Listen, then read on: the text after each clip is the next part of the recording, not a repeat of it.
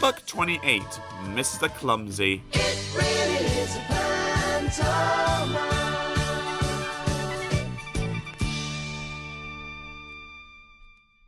It was a rather nice morning. In the sky, the sun was up, shining. In the trees, the birds were up, singing. But in a rather scruffy house in the middle of a field, somebody wasn't up. Can you guess who that somebody might be? His alarm clock went off. Mr. Clumsy woke up and reached out an arm to switch off his alarm clock and knocked it onto the floor. "Whoops," he said. "That's the third alarm clock I've broken this week." Mr. Clumsy, as you might have guessed, was a rather clumsy fellow. He got out of bed and switched on the radio. The knob came off on his hand. "Whoops," he said. "That's the second radio I've broken this month." He stumbled down the stairs. The postman had been, and there was a letter waiting for Mr. Clumsy, waiting on his doormat. He picked it up and went into his kitchen. "First things first," he said, and took a slice of bread out of his bread bin and popped it into his toaster. "Now," he thought, "I wonder who this letter is from." He looked at the letter in his hand, but the letter wasn't in his hand.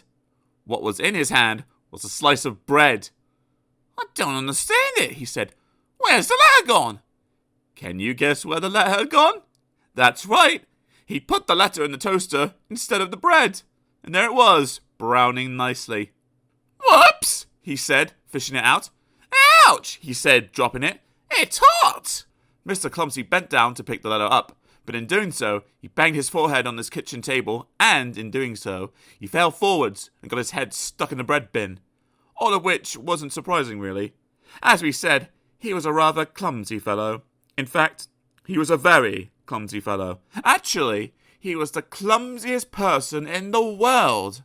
That very same morning, after he managed to get the bread bin off his head, Mr. Clumsy went to town, shopping.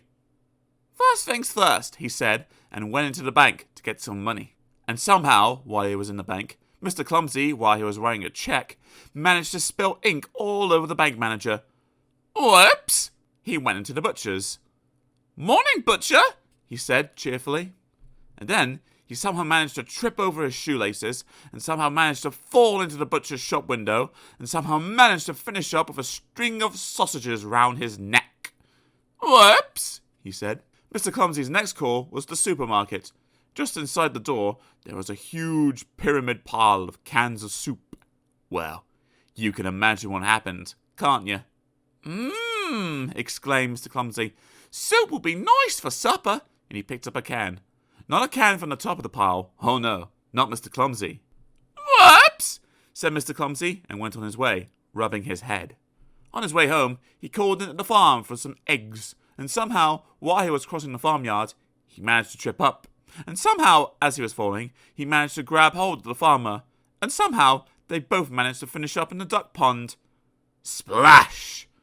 "Whoops," said Mr. Clumsy. "Please," said the farmer, as they sat together in the duck pond.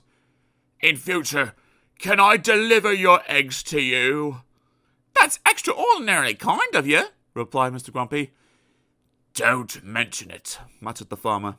Mr. Clumsy went home. "First things first," he said, and went for a bath.